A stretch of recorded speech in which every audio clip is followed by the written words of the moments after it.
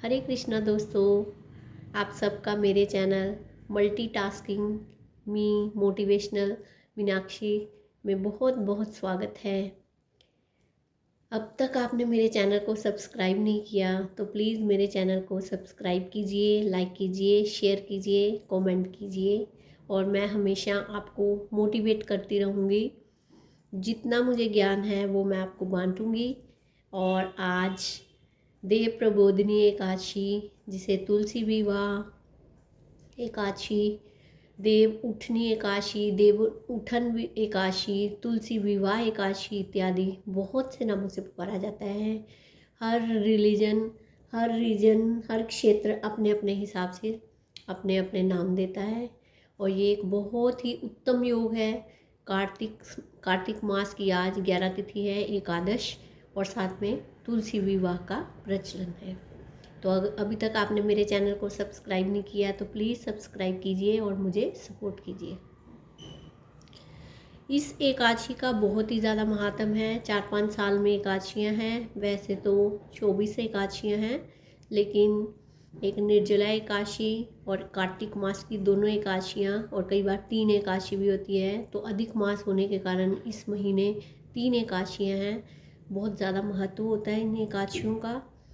और कहते हैं कि ये एकादशी इतनी पाप मोचनी एकादशी है, अर्थात हमने जीवन में अगर कठिन से कठिन, कड़ा से कड़ा पाप किए हैं, अर्थात यानी कि गो हत्या या भ्रूण हत्या या किसी प्राणी की हत्या या अगम से अगम पाप किया है, तो इस एकादशी का मात्र व्रत करने से, पूजन पाठ करने से भगवान श्री हरि विष्णु जी हमारे सारे पापों को हर लेते हैं और हमें एक उत्तम दान देकर वैकुंठ लोक की प्राप्ति करवाते हैं। हम इहलोक और परलोक के सारे पापों से मुक्त हो जाते हैं। इसलिए सच्चे मन से इस पाठ का विधि पूर्वक, विधान पूर्वक हमें हमेशा करना चाहिए इस व्रत को। और वैसे तो एकादशी के व्रत की बहुत ज़्यादा महानता है, महत्ता है। एकादशी क्यों करनी चाहिए ये भी आपको मैं बताऊंगी। एकादशी करने से हमें इसका 100 गायों के दान के बराबर फल मिलता है। यानी कि अगर हम एक एकादशी का व्रत करते हैं तो इसका पुण्य हमें 100 गायों को दान के समान मिलता है। 100 कन्यादान के समान एक एकादशी के व्रत का महात्म होता है। इसलिए महीने में 2 एकादशियाँ आती हैं। ये हमारी डिटॉक्स बॉडी को करने के भी काम आती है। यानी कि 15 दिन बाद अगर हम व्रत रखते हैं एकादशी का, तो ये हमारी बॉडी को भी डिटॉक्स करती है, as well as health wise भी हमारे लिए बहुत उपयोगी, बेनिफिशियल, यूज़फुल है।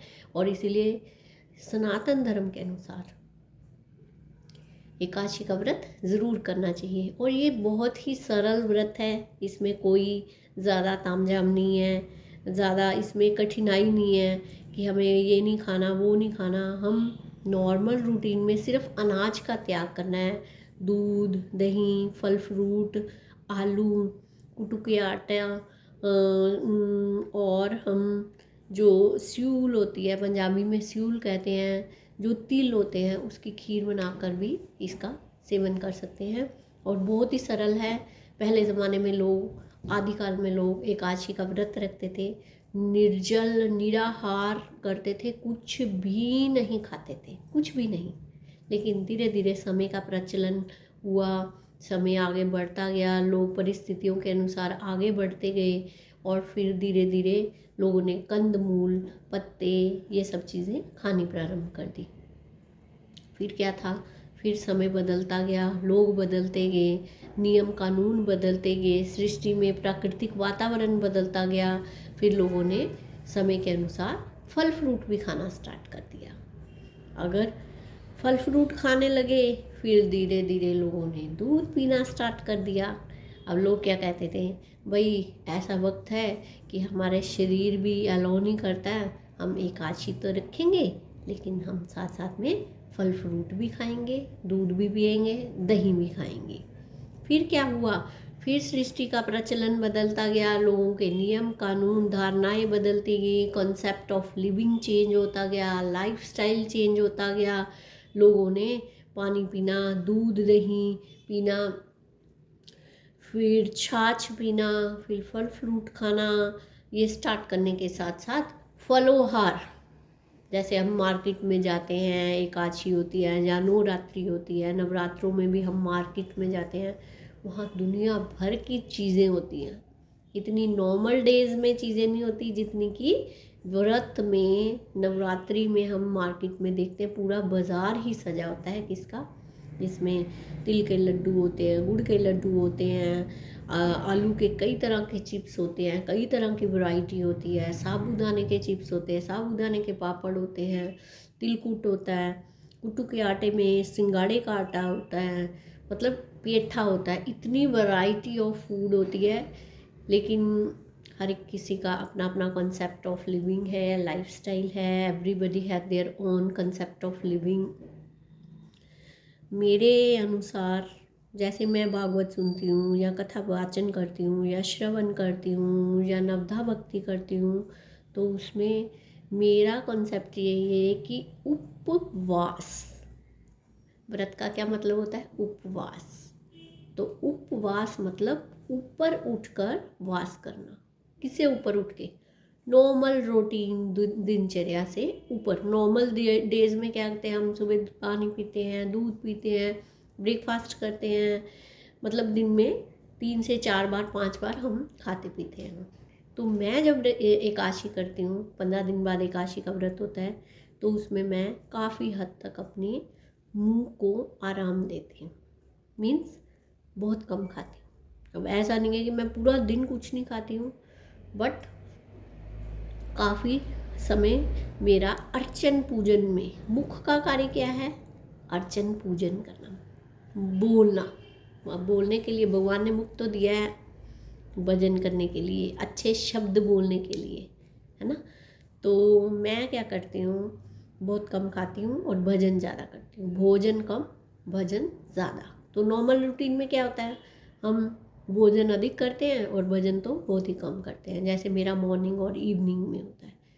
तो अभी क्या करना है हमको, एकादशी 15 दिन बाद आती है, महीने में 2 एकादशियाँ आती हैं, साल में 24 होती हैं, लेकिन 25 से 26 एकादशियाँ होती हैं।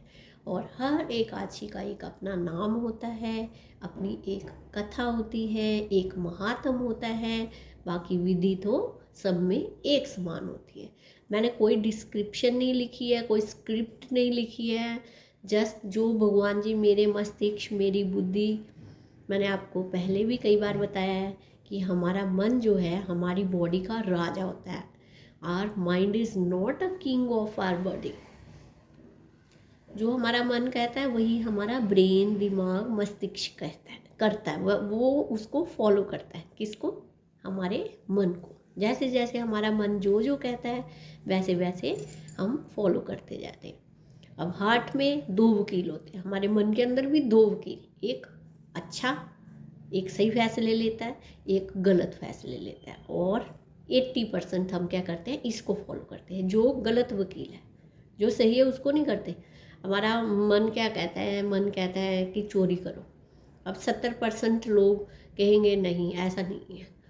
हमारे अंदर से आवाज़ आती है, जो हमारे परमात्मा मन में बैठा है वो कहता है नहीं, गलत काम नहीं करता।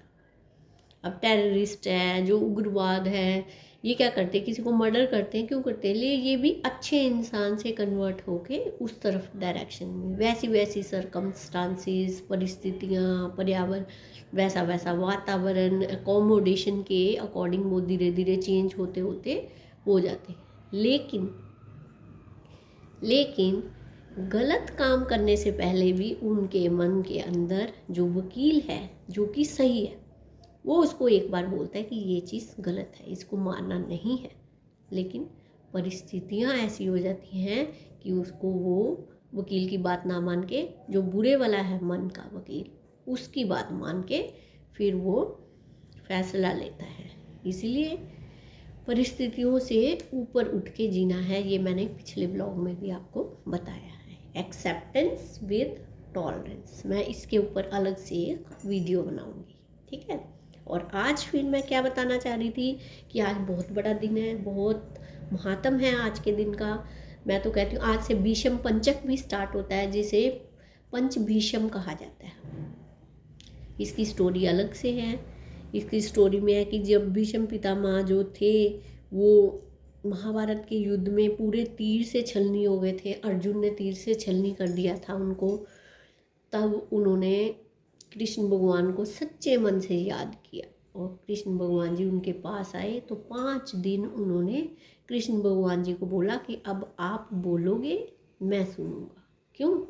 क्योंकि उन्होंने कृष्ण भगवान जी को क्या कहा था? कृष्ण भगवान जी ने इनको वचन दिया था कि मैं शस्त्र नहीं उठाऊंगा महाभारत के युद्ध में। लेकिन जब युद्ध हुआ तब ऐसी सिचुएशन, ऐसी स्थिति परिस्थिति बन गई कि उन्होंने शस्त्र तो नहीं उठाया, लेकिन अर्जुन के जो रथ का पहिया था वो उठा के प्रहार करने के लिए दौड़ा। किन पे? भीष्म पितामह जी। तो भीष्म पितामह ने कहा कि अब आखिरी सांस है, आखिरी श्वास है, अब बहुत दिन हो गए इस शैया पे लेटे हुए मुझे तीरों की, तो अब आप जो बोलेंगे वो मैं सुनूंगा। यही सुनने के लिए ये स्थिति बनी थी, ये स्थिति पैदा की गई थी। तो वो प्रसंग बहुत ही रहस्यमय है, बहुत ही अच्छा, मतलब मन को मनोरम प्रसंग है वो। तो अब कहने का अभिप्राय ये है कि आज बहुत बड़ा दिन है, एकादशी भी है, भीष्म पंचक भी है और साथ में तुलसी विवाह भी है। तो मैं आपको तुलसी विवाह की, देव प्रबोधिनी की, देव उठनी की, देव उठन की, बहुत सारे नामों से इस एकादशी को पुकारा जाता है। 24-25 एकादशियों में किसी भी एकादशी के इतने नाम नहीं है, इतना महात्म नहीं, इतनी महिमा नहीं है जितनी इस एकादशी की है। आज मैं सुबह अपना घर का काम करने के बाद मंदिर गई, जैसे मुझे अंदर से हुआ था कि मुझे मंदिर जाना है और हमारे घर के पास ही मंदिर है। मैं मंदिर गई, सुबह शाम मेरे कानों में शंख की आवाज़ सुनाई देती है। मैं मंदिर गई, मुझे बहुत शांति मिली। पंडित जी तुलसी जी को श्रृंगार कर रहे थे, तुलसी जी को साड़ी पहना रहे थे।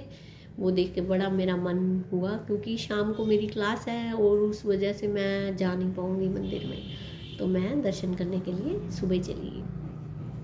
तो इस कहानी का ये शुरुआत है, छोटा सा ये प्रसंग है, ज़्यादा बड़ी कहानी नहीं है। कि वृंदा नाम की एक लड़की थी, वो कृष्ण भगवान जी की, विष्णु भगवान जी की बहुत बड़ी भक्ति, हर समय भक्ति करती रहती थी, हर समय भक्ति करती रहती थी। उन्हीं के बारे में सोचना, नवदा भक्ति करती थी, श्रवण अर्चन सुमिरन स्मरण ये सब करती थी। अब उनका विवाह जालंधर नाम के एक राक्षस से उनके माता पिता ने करवा दिया, जबकि उनका मन नहीं था। उनका मन तो श्री विष्णु जी, श्री हरि जी के चरणों में रहता था। लेकिन अब क्या करें, पहले ज़माने में तो ऐसे नहीं होता था, माता पिता की बच्चों को बात माननी पड़ती थी। अब उनकी शादी हो गई, लेकिन उनका मन तो हमेशा उनकी भक्ति में ही लगा रहता था। अब जो जालंधर नाम का राक्षस था, बहुत ही शक्तिशाली राक्षस था, बहुत ज़्यादा शक्तिशाली था। लेकिन शक्तिशाली राक्षस और भी शक्तिशाली हो गया। कैसे? वृंदा की उनसे शादी, क्योंकि उनके घर में शक्ति का संचार हो गया। हर स्त्री, हर लड़की, हर महिला एक शक्ति स्वरूप है, और वो शक्ति तब बढ़ जाती है जब कोई भक्ति करता है, क्योंकि भक्ति में ही शक्ति होती है। अब क्या था कि उसकी शक्ति 2 गुना 3 गुना 4 गुना ज़्यादा बढ़ गई जालंधर राक्षस की। अब उसने सबको प्रताड़ित करना शुरू किया। पहले क्या, राक्षसों में जब ज़्यादा शक्ति आ जाती थी, वो वर मांग लेते थे भोले बाबा से, तब वो उस शक्तियों का दुरुपयोग करते थे। अब उसने क्या किया, राक्षसों को तो कुछ नहीं किया, उसने देवताओं को परास्त करना शुरू कर दिया। ऋषि मुनियों के हवन यज्ञ सब खंडित करने शुरू कर दिए। फिर क्या हुआ, भोले बाबा के पास सब गए, उन्हें भोले बाबा को बोला कि ऐसे ऐसे है। भोले बाबा ने उसको युद्ध करना चाहा। अब उसमें शक्ति इतनी ज़्यादा हो गई थी कि उसने भोले बाबा को भी पराजित कर दिया। भोले बाबा तो डर गए, वो गए विष्णु भगवान जी के पास कि ऐसे ऐसे विष्णु भगवान जी ये समाचार है, पूरा ब्रह्मांड भयभीत हो गया जालंधर नाम के राक्षस से। अब विष्णु भगवान जी भी जालंधर के राक्षस के पास गए, उनसे युद्ध किया, लेकिन उनको तो एक लीला करनी थी, वो तो एक लीलाधारी हैं, तो वो भी युद्ध से परास्त हो गए। अब उन्होंने क्या किया, उन्होंने कहा कि वृंदा तो मेरी बहुत बड़ी भक्त है, अब मैं अभी इसके पति को ऐसे तो हानि नहीं पहुंचा सकता। अब उन्होंने क्या किया, वो किसी युद्ध में गया हुआ था, जालंधर नाम का राक्षस पीछे से उसकी गैर हाजिरी में वो वृंदा जी के कुटिया में गए और उसकी जालंधर का रूप धारण किया। अब वो युद्ध से समझा कि वो समझी वृंदा कि वो राक्षस युद्ध से आया, अपने पति देव के आने पे उन्होंने जलपान उनको करवाया, पूरे खाने की व्यवस्था करी और अब उनके चरण स्पर्श करने लगी। चरण स्पर्श करते करते उनके चरण दबाने लगी। अब चरण दबाते दबाते उसको आभास हुआ कि ये मेरे पति नहीं, क्योंकि भक्ति में शक्ति होती है। अब क्या हुआ, उसकी पतिव्रता जो धर्म था उनके स्पर्श करने से विष्णु भगवान को वो भंग हो गया। जैसे वो भंग हुआ, उनको आभास हुआ, तो उन्होंने उनको बोला कि आप अपने असली रूप में आइए, आप मेरे पति नहीं हो सकते हैं। ये कहते ही वो विष्णु भगवान जी अपने रूप में आ गए और फिर उसने वृंदा ने विष्णु भगवान जी को श्राप दे दिया कि आपने मेरे पतिव्रता धर्म को भ्रष्ट कर दिया, भंग कर दिया, आपका हृदय इतना पत्थर का है और आप पत्थर के बन जाओ। ये कहते ही वो शालिग्राम मतलब पत्थर के रूप में हो गए। अब क्या हुआ, फिर विष्णु भगवान जी ने कहा कि तेरी भक्ति अपने पति के प्रति देखकर मैं बहुत प्रसन्न हुआ, चाहे तुम मेरी भक्त थी लेकिन तुमने पतिव्रता धर्म को निभाया, इसलिए मैं तुझ पे बहुत प्रसन्न हूँ और मैं तुम्हें ये प्रसन्न होकर आशीर्वाद देता हूँ कि आज ही के दिन सब दुनिया पूरा ब्रह्मांड मेरी और तुम्हारी शादी की व्यवस्था करेगा और जो इस तरह करेगा उनकी मनोकामनाएं पूरी होंगी, उनके सब पापों का नाश होगा और साथ में जिन कुंवारी कन्याओं के विवाह नहीं होते उनके माता पिता विधि पूर्वक पूरा शालिग्राम और तुलसी जी का विवाह करते हैं, वृंदा जी का विवाह करते हैं, उनकी शादी बहुत शीघ्र हो जाती है और विष्णु भगवान जी उन पे प्रसन्न होते हैं। बोलो तुलसी मैया की जय। तो ये महात्म था आज की कथा का और अब मैं इन्हीं बातों के साथ अपनी वाणी को विराम देती हूँ। आपको मेरी वीडियो पसंद आई हो तो प्लीज़ मेरे चैनल को लाइक कीजिए, सब्सक्राइब कीजिए और इनके रिगार्डिंग कोई भी आपकी क्वायरी है, क्वेश्चन है, you are free to ask me any time. अपने कमेंट सेक्शन में मुझे लिख के दीजिए कि आपको और कैसी वीडियोस चाहिए। जितनी मुझे नॉलेज है, मैं कोई स्क्रिप्ट नहीं लिखती हूँ, कोई डिस्क्रिप्शन नहीं है मेरे पास, बस मैं अपने जो भगवान जी मुझे भाव देते हैं, जो सरस्वती माता मेरी जीभ पर आकर बैठती हैं, जो भाव से वो मुझे बुलवाती हैं, मैं बोलती हूँ। ठीक है, और मैं एक छोटा सा भजन आपके सामने एक समर्पित करूँगी। छोटा सा भजन है, ठीक है, वो भजन है आना श्याम जी आना हमारे घर कीर्तन में, आना श्याम जी आना हमारे घर कीर्तन में, श्याम जी आना संग राधा जी को लाना, श्याम जी आना संग राधा जी को लाना, बंशी मधुर बजाना हमारे घर कीर्तन में, आना श्याम जी आना हमारे घर कीर्तन में, श्याम जी आना संग मैया जी को लाना, श्याम जी आना संग मैया जी को लाना, माखन मिश्री खाना हमारे घर कीर्तन में, आना श्याम जी आना हमारे घर कीर्तन में, श्याम जी आना संग गोपियों को लाना, श्याम जी आना संग गोपियों को लाना, आकर रास रचाना हमारे घर कीर्तन में। नमस्कार। अब मैं अपनी वीडियो का समापन करती हूँ।